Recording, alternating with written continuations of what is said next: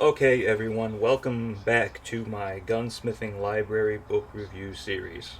As I continue this video series, I want you all to understand that I'm trying to give you the kind of insight into this line of work that I don't believe that people on the internet are giving you enough of.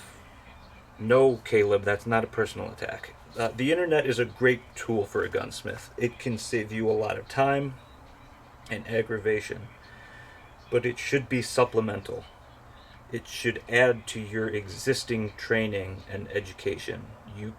I'm telling you that you cannot build a reputable business with an internet education alone. You are going to need a personal library. Now, you have to be very careful with how you build that library. Otherwise, you're going to end up filling your shelves with books you will never open, and then you're going to start piling them up from the floor to the ceiling. I've got a copy of Small Arms of the World here. It's a pretty vintage copy, and I had it signed by Ian McCullum. I met him at Rock Island Auctions one year. And, they say don't ever meet your heroes, but Ian is really, really good people. But this has no place in a gunsmithing library. This has some interesting information in it. We've got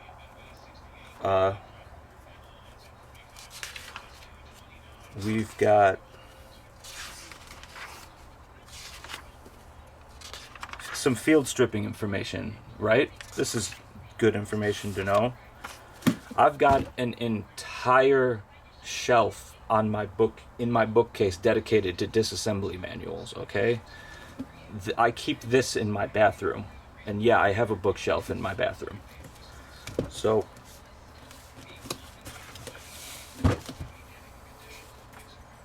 with all that being said, this is The Gunsmith Machinist by Steve Acker. I think that's how you say his name. It's a 2-volume set. I'm pretty sure you can still get this from Brownells. I'm pretty sure it's in print. I'm going to read the inside of the dust jacket. I'll read a little bit about the author. I'll read the table of contents, and we'll look at a couple of projects in each of these books. So, The Gunsmith Machinist, Steve Acker. We each have a passion close to our hearts, but not necessarily related to our chosen means of making a living. We call it a hobby or pastime and willingly invest time and money, all we can spare of each, in the activity. Sometimes we get so involved in it and so accomplished that others begin to recognize that this hobby has gone beyond what many folks would be considered normal. The results have become so superior that others begin to come to us and ask us for guidance and assistance. The hobbyist becomes an expert, an authority. The hobby related to firearms has a way of capturing the interest of certain enthusiasts who not only love to shoot them, but are also intrigued with the inner mechanical workings and subtleties of firearm construction. These enthusiasts love to improve, fix, and or fabricate new parts, or even entire whole firearms. The author of this book, Steve Acker, is one such enthusiast. Gunsmithing is not his chosen line of work, but because he became so accomplished at it, others began to bring their firearm troubles to him. Before long, he had established a fine evening and weekend business, living in Dallas-Fort Worth. It wasn't long before he had a large and seriously committed clientele. And let me tell you something, you guys. This doesn't come from the dust jacket, it comes from me. Most of your business, if you're going to get into this and do this, most of your business is going to come from repeat customers and referrals. The gunsmithing portion of this book is developed from actual jobs Steve has done for his various clients. And in the back, we have a little bit about the author. Steve Acker has been a consistent contributor to both The Home Machinist and Machinist's Workplace, formerly Projects and Metal, magazines for 14 years, providing the readership with valuable techniques, jigs, fixtures, and major projects. Several of his articles are related to machining in general, but focus on the multifaceted aspects of gunsmithing and firearms fabrication. Steve's day job is a computer expert for internet giant Cisco Systems. His hobby avocation, however, is his true love. His magnificent shop, which he built with his own hands, is where he is happiest and where the creative juices flow. Machining and gunsmithing activities are second to nature to him. So it seems, in his skill at communicating a concept to readers like you, I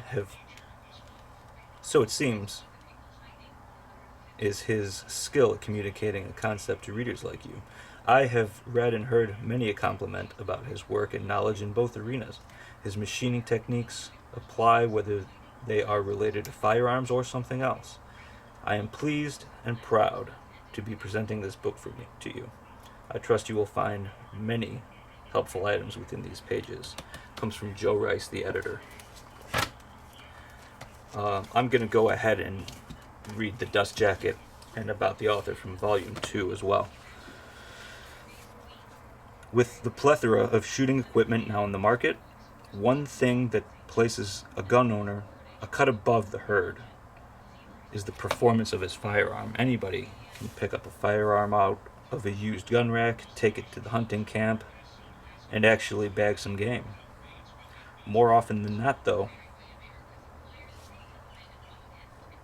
that shooter will plow a lot of dollars into ammunition that does nothing more than pulverize the hillside in a mediocre display of accomplishment. Read through the Gunsmith Machinist Book 2, and you'll immediately be compelled to reevaluate your firearm with the thought of making it the best it could possibly be. The author shows you step by step how to improve your shooting accuracy, your personal comfort, and ultimately the value of your firearm. Just like owning a fine piece of furniture, the pride in ownership is expressed knowing that your possession represents the epitome of its kind. Find out what will increase your investment. Following the directions Steve set forth in his first book, The Gunsmith Machinist, a whole new series of gunsmithing techniques now emerges. Throughout this book, you will find Steve has included tricks and tips that will enhance your shooting pleasure and help maintain the value of your firearm investment. Along the way, you'll learn some of the best gunsmith techniques, machining techniques in the country. Increase your knowledge, craftsmanship, and confidence by following the clearly written projects within. If you're a budding machinist, you'll find excellent shop wisdom inside. If you're a firearms enthusiast, you'll find informative points of numerous firearm models. If you're a gunsmith, you'll find outstanding projects that will allow you to dazzle your customer. I'm not even going to try that last name. Nampf, editor. Let's read a little more about the author in the back of book 2 here. Steve Acker continues to be one of the most prolific writers in the field of gunsmithing, the science of improving the firearm. Each article he writes takes the reader further into the realm of precision machining and meticulous handwork. His work has been a steadfast ingredient of the Machinist Workshop magazine and its predecessor, Projects and Metal magazine. For better than 15 years, each issue has carried the latest from Steve's shop. Since Steve's first book came out, he has continually improved techniques and procedures germane to the metal machinist and specifically the gunsmith. Through great diligence, Steve has repeatedly amazed readers with new and unique approaches to gunsmithing problems. Whether it's an issue with machine tools or guns themselves, the author often describes the problem, outlines the fix, and finishes with an evaluation of the efforts involved. The work required to put together an article is not often recognized. The time spent in outlining a project, setting up the machine, performing the machining steps, documenting the procedures with photography, then writing the final version can take serious time away from other pursuits.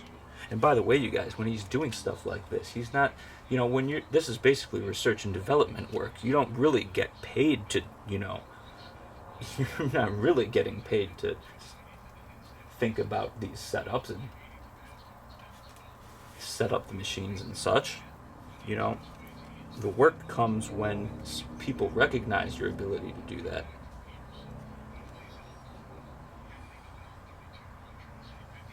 That Steve so willingly shares his hard-sought information with us is a clear testament to his devotion to gunsmithing. With great pleasure, we present to you the latest efforts from the fertile mind of Steve Acker, the Gunsmith Machinist.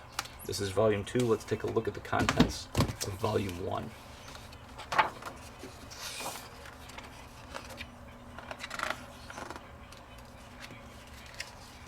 I should probably read this introduction.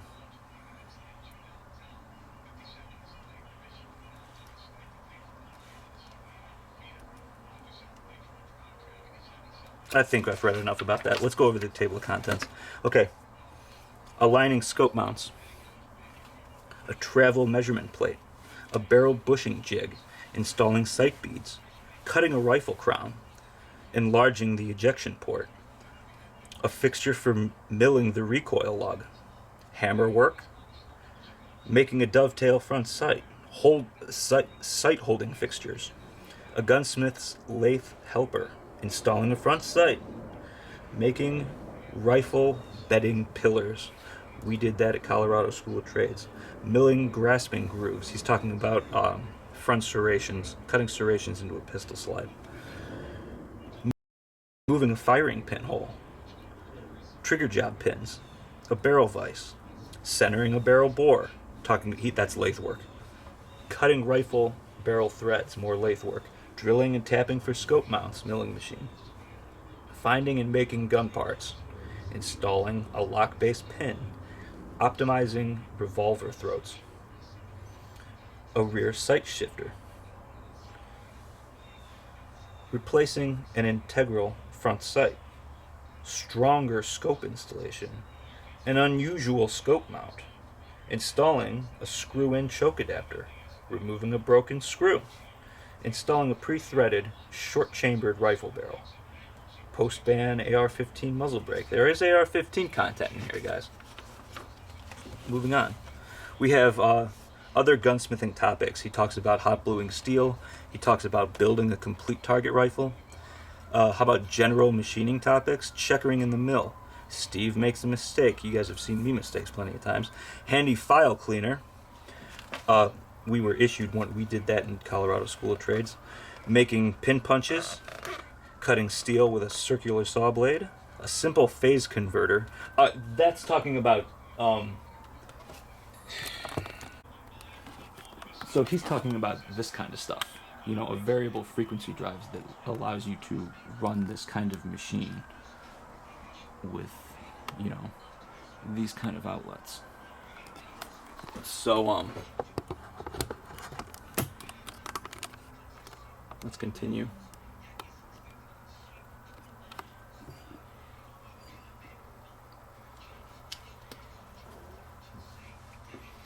Upgrading to variable speed DC, that's also kind of what I just showed you. Making and using a bench block, tap wrenches from scratch, the mirror-faced hammer, a mill drill repair, a 5C collet fixture tailstock, machining an angle plate, a welding tip, making a hardened steel washer, personal safety and machine grounding, low-cost bead blaster, a wooden work support in the mill, building a hydraulic press, twice, a knife blade from scrap, welding up a meat smoker, Let's. I've got a couple of these in mind. I'm going to show you. Um,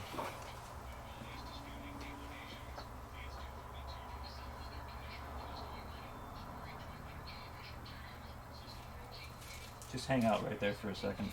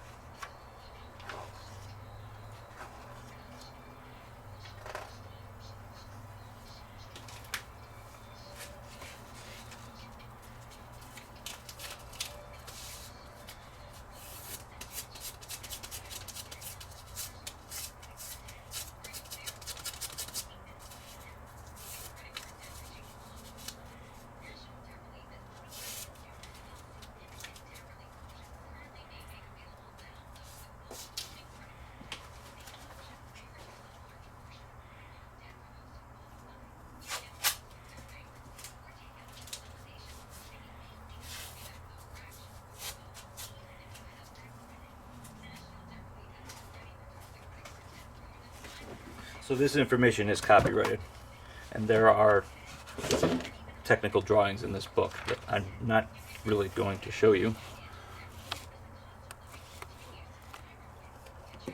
But let's talk. How about a barrel bushing jig? Huh? 1911 work? Ever heard of it? That's a pretty good project.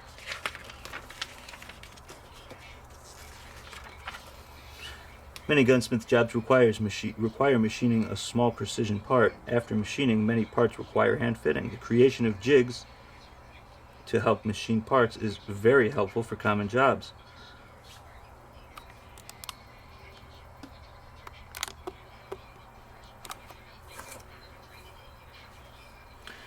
These same jigs can be used to hold the work for the final hand fitting. The drawings and pictures show a jig used to machine the outside of 1911 type pistol match grade barrel bushings. And he gets into it, you guys. He gets into it with great detail, how to use this thing and make it. Let's check out another one. Here's one, installing sight beads. He's got information on. Enlarging the ejection port, 1911. We did that in Colorado School of Trades. How about, let's go to the back and look at some of those general projects. A knife blade from scrap. Listen, guys, how cool would it be to build a dude a custom rifle and forge him a hand knife from an old file and use some of the wood from use some wood for the knife scales that come from the same piece of wood that you built his custom stock out of. That's pretty cool, right? Let's take a look at volume 2.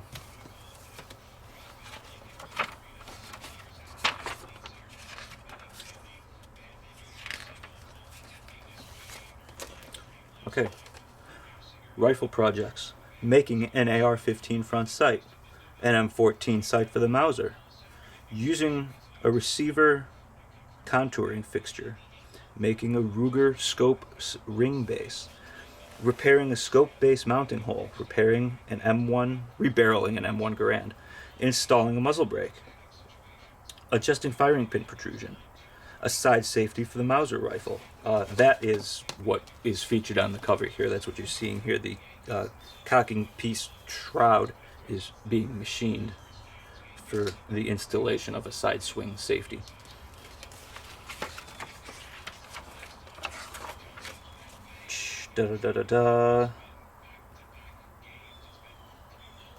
Lengthening the Winchester 97 chamber, jeweling a rifle bolt. We did that at Colorado School of Trades. Centering an AR-15 front sight, more AR-15 content. A varmint hunting scope mount for the AR-15. He's got pistol projects. Line boring a Ruger to 45 Colt. Using a grip safety fixture. Machining a frame for a ramped barrel. Repairing a feed ramp, improving a pistol grip, installing a low mount Bomar sight. We did that at Colorado School of Trades. a lanyard loop for the 1911 pistol, welding up a barrel hood, repairing a Tokarev safety, relining a Ruger pistol, tightening a Ruger Mark I frame, widening a rear sight notch, installing colored sight inserts. He's got some techniques here. Making a chamber casting, more uses for Safe. We learned all about that at CST. Headspace and headspace engages, tapping a shallow hole, making a cleaning rod muzzle guide, repairing a stripped grip screw hole, a protective sender for a rifle barrel, machine shop aids, reworking the new multi-vise, a gunsmith's grinder bit handles, cutting a gun screw to length, lathe cutting threads on blank screws, a cartridge specific powder funnel adapter, making a small screwdriver bit. Super basic gunsmithing knowledge. The micrometer adjustable reamer shop. Reamer shop? A micrometer adjustable, I think that should say reamer stop. Repairing a Dumore No. 5 motor. Shop knives from files. Machining a cast iron faceplate. Here's one, you guys. You know, making an AR-15 front sight, that's some great content right there. We don't have any technical numbers here, but you guys can see, you know, this is a pretty cool project. And, you know, there's stuff in here like, you know, some of these surplus guys get so wound up around marrying their cousins and sisters that they will get online and yell at anybody for bubbaing up of a surplus rifle. Am I saying that someone's going to come to you and ask for an M14 front sight on a Mauser? Probably not, but this information, you know, this dovetail cutting information, you will probably apply that to something else. So, there we have it, you guys. I think that's a pretty good review of these two books. I think these are essential. You had better have these. And you know, I've got a row of books right on my, you know, drafting painting table. I've got machine shop specific shelves over here. Like I told you earlier, this entire shelf is dedicated to disassembly and parts. And you know, there's gonna be some history books. You know, you should have a mix of history and technical manuals. But like I said, you got to be careful with what you put in your library here, guys.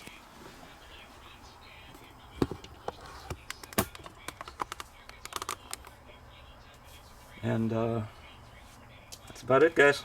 Thanks for watching. Thanks for sticking around. Thanks for the likes and the subs. This is gonna be my 200th video. Thanks for sticking around, guys.